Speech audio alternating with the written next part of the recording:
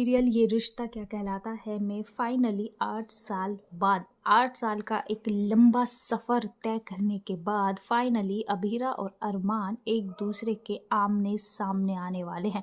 पर दोस्तों, ये मुलाकात इतनी आसान नहीं होने वाली है, क्योंकि अभीरा उस शख्स से मिलना चाहती है जो उसकी ज़मीन खरीद रहा है, और इतना ही नहीं, पीठ पीछे बैठकर सिर्फ ऑर्डर चला रहा है। अभीरा को ये बात बिल्कुल पसंद नहीं आती है और अभीरा उस शख्स से मिलने की पूरी कोशिश करती है। जैसे ही वो शख्स उसके सामने आता है, उसके पैरों तले ज़मीन निकल जाती है, उसके ज़ख्म हरे हो जाते हैं, क्योंकि वो शख्स कोई और नहीं बल्कि अरमान है।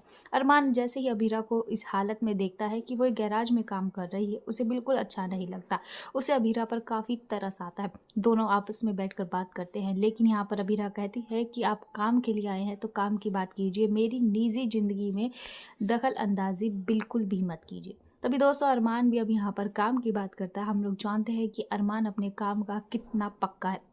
वो यहाँ पर अभीरा से कहता है कि तुम्हारी ज़मीन के मैं ज़्यादा से ज़्यादा पैसे दूंगा, लेकिन ये ज़मीन मुझे ही चाहिए। तभी अभीरा कहती है कि जो कीमत है हम वही लेंगे, ज़्यादा कीमत हमें नहीं चाहिए, और पहली बात, हम अपनी ज़मीन नहीं बेच रहे हैं।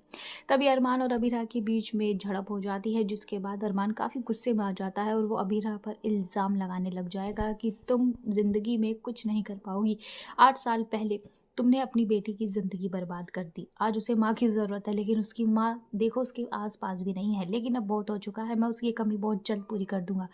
मैं तुम्हें शादी में ज़रूर बुलाऊँगा अभीरा, क्योंकि मेहर और मैं शादी करने वाले हैं, बहुत जल्द शादी करेंगे। ये सुनते ही अभीरा के होश उड़ जाते हैं और वो पूरी कोशिश करने वाली है कि मेहर से अरमान की शादी ना हो और मेहर मायरा की माँ ना बने, क्योंकि मेहर को अभीरा से अच्छी तरीके से कौन भला जान सकता है। अभीरा अच्छे से जानती है कि मेहर कैसी लड़की है। सीरियल में आया ये ट्विस्ट आपको कैसा लगा? कमेंट सेक्शन में अपनी राय ज़रूर से ज़रूर दीजिएगा।